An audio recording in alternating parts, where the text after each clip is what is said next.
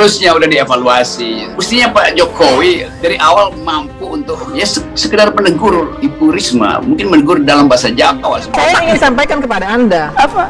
Anda bicara, Anda beroposisi karena kedunguan. Memangnya Anda pikir Anda lebih pintar dari Jokowi? Jauh lebih dungu dari Jokowi. Bahkan Anda lebih dungu dari orang yang paling dungu di Indonesia. Kerjanya adalah nyinyir, kerjanya mencaci maki orang.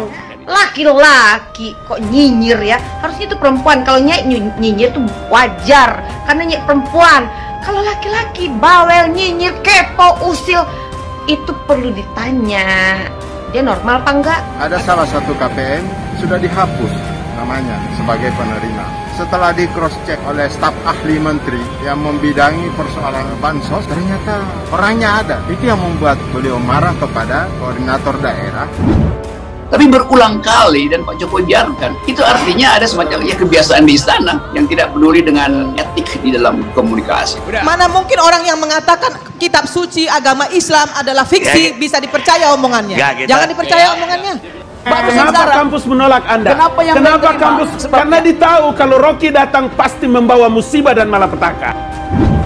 Bu Risma menggantikan Pak Mahfud. Nah, Pak Mahfud misalnya yang adalah Menko Polhukam yang di belakang kedinasannya itu ada semacam sinyal kekerasan kan, Menko Polhukam. Pak Mahfud bicaranya justru sangat santun. Jangan kau samakan orang dengan cara berpikir kau Rocky Gerung ya. Urus aja diri kau tuh. Udah benar belum? Demokrasi itu adalah kesetaraan argumen dan kesetaraan value tuh. Nah, dalam kasus Bu Risma itu jauh sekali, timpang sekali diperlihatkan kesetaraan argumen. Otakmu harus kau perbaiki, otakmu harus kau perbaiki, otakmu harus kau perbaiki. Itu aja maksud saya. Narasimu tidak bagus dan diksimu mencepelekan sebuah sistem yang sedang dibangun. Hati-hati. Tolong rajin, jaga amanah ini. Tidak mudah kita cari pekerjaan, tapi buktinya bisa. Saya yakin kehidupan teman-teman akan menjadi lebih baik. Jadi karena itu, ayo jaga kepercayaan.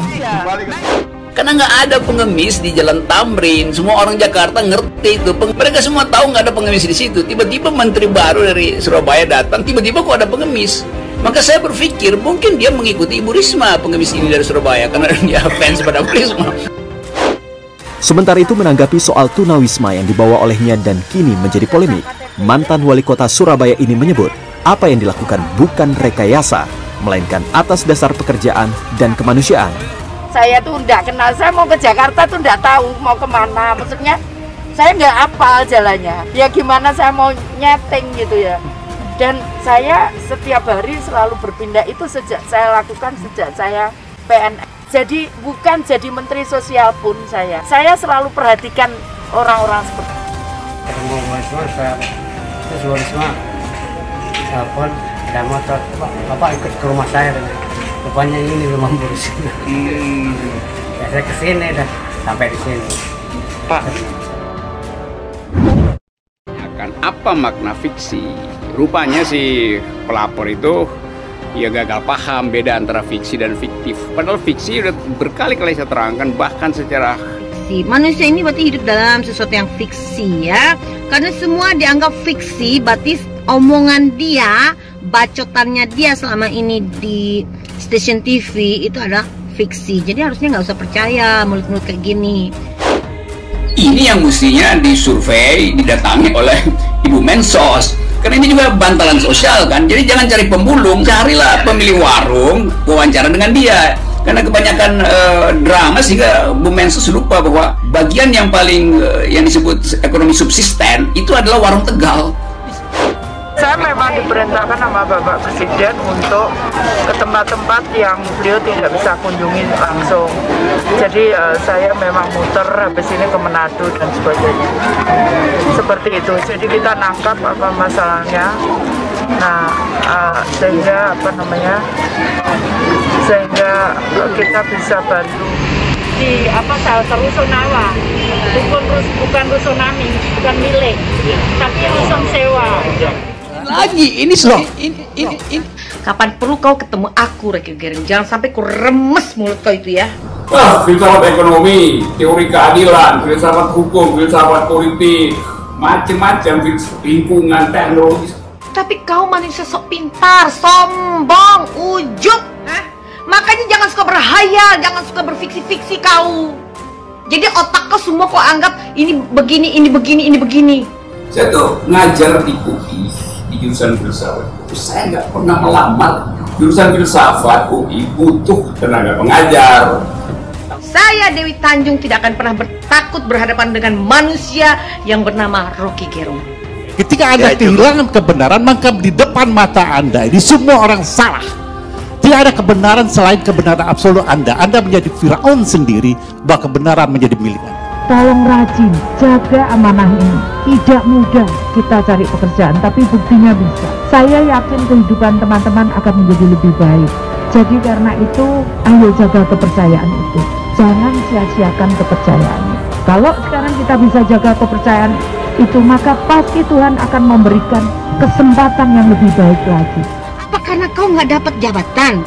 Apa kau nggak dipanggil jadi menteri atau wamen? Hah? Makanya kau kesel. Kau mau cari-cari perhatian Jokowi kan? Makanya kau serang-serang Jokowi terus, ya kan? Lalu Rocky Gerung ini katanya harusnya pengamat politik. Aduh, pengamat politik. Aduh, politik bagian mana yang diamati sama manusia fiksi ini? Saudara Rocky Gerung kawin.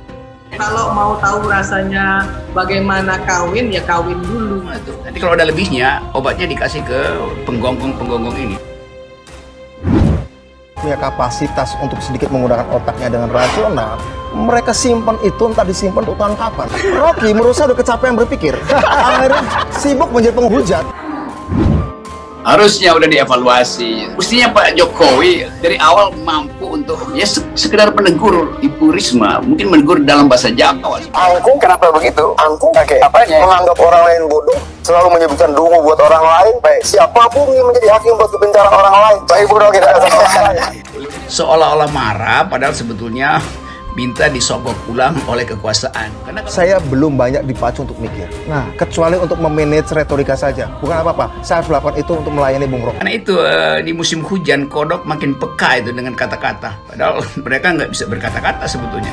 Retorika yang dimainkan Rocky dan teman-temannya itu zoom in satu persoalan kecil, sesuatu dari sebuah gerakan, dari sebuah manuver, dari sebuah kerja. Saya lihat kayak gini Rocky ya. Dia akan mengkritik debu di sepatumu. Dia akan zoom in debu di sepatumu, kotoran di sepatumu, tapi dia tidak peduli bahwa debu itu lahir karena Budi sudah melakukan perjalanan sekian kilometer mencapai cita-citanya. Yang saya sebut supaya Presiden revisi cara dia berpikir, revisi otaknya. Data yang keliru tidak pantas dibicarakan di tempat ini, Rocky. Anda bicara, Anda beroposisi karena kedunguan. Memangnya Anda pikir Anda lebih pintar dari Jokowi? Jauh lebih dungu dari Jokowi. Bahkan Anda lebih dungu dari orang yang paling dungu di Indonesia.